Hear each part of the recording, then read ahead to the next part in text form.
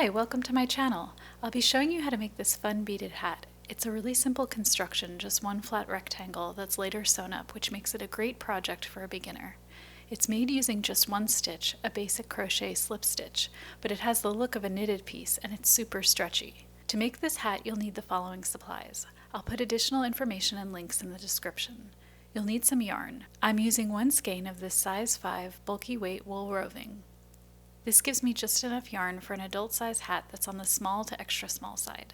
I will say that if this is one of your first ever crochet projects and you're still getting the hang of things, you may want to try this with a stranded or tube yarn, as the wool roving is basically like a strong cotton candy.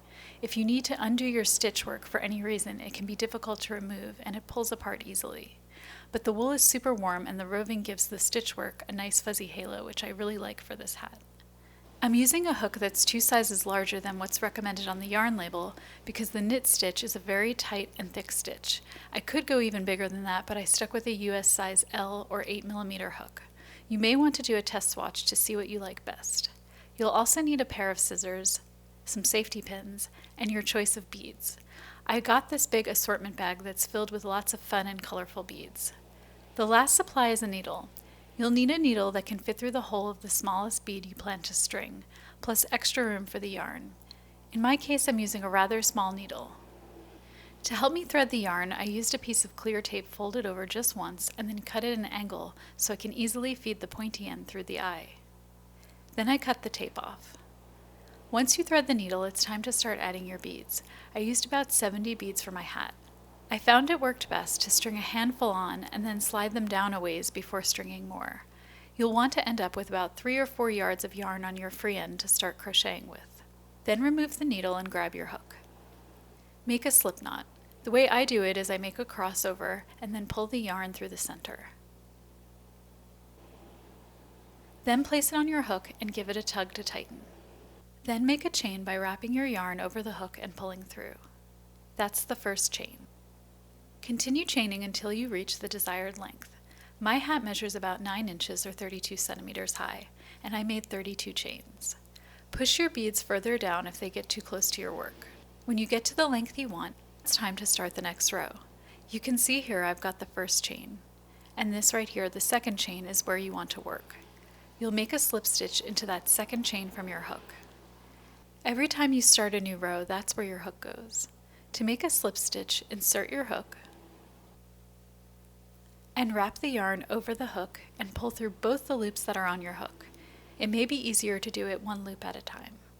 This is called a back loop only slip stitch, although from this angle it looks like more of a top loop. Then you just slip stitch into every back loop until you get to the end of the row. As I mentioned, this is a tight stitch, so it's best to keep your stitches on the looser side throughout this project, or it will be hard to insert your hook. Keep working this stitch and I'll meet you back at the end of the row. I've completed the whole row now and I've just one more chain to work into. Work your last slip stitch of the row into that last chain. And then you'll do this at the end of every row. You'll chain one and turn your work to start a new row. For the remainder of the project, all you do is slip stitch into the back loop of each stitch, starting at the second chain from your hook on the beginning of each row. At some point from this row on, whenever you want to add a bead, you just slide one down close to the stitch you're working and continue working as normal, catching the bead in the stitch. 2 things to keep in mind when working with beads. 1, there's a front side and back side to your work, and since you'll only want to have beads on the outside of your hat, not the inside, you can only add beads when you are working the front side of your work, which is every other row. It'll be clear once you place your first bead that the following bead will have to be on the same side. And the second thing is, leave room at one end of your work with little to no beads, the end that will become the top of your hat, because when you sew it up, you'll want that area to be free of bulky beads. This is what my work looks like after I've done a bunch of rows. One other tip I have to share is keep your needle handy, because sometimes the last stitch of the row gets hidden and is hard to work with just the hook, so you can use it to loosen it up a bit and pull it out.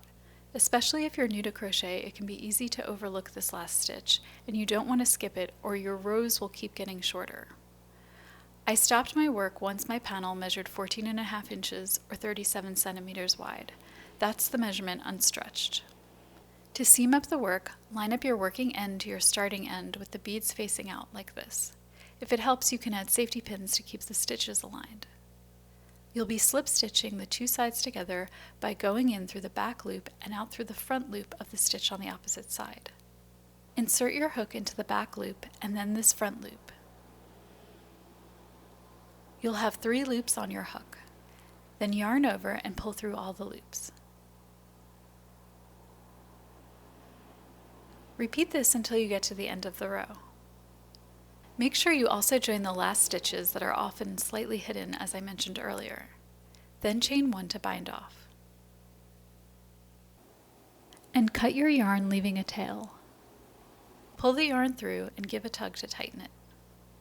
Turn the work inside out, and you can use a tapestry needle to weave the tail ends into your work. To sew up the top of the hat, pinch it evenly into the center so there's a cross shape of 4 equal sides. Use some safety pins to secure it while you sew up the cross, going in one direction and then the other. If you turn the hat right side out, you'll see it has sharp corners sticking out. To soften it out and make it into a curve, you can flip it inside out again and sew a stitch or 2 into each corner. I also wove the sewn tails into my work to give it a finished look. And now the beaded hat is complete. If you enjoyed this project, check out some of my others and subscribe if you'd like to stay up to date on new videos as they come out. Thanks for watching! See you next time!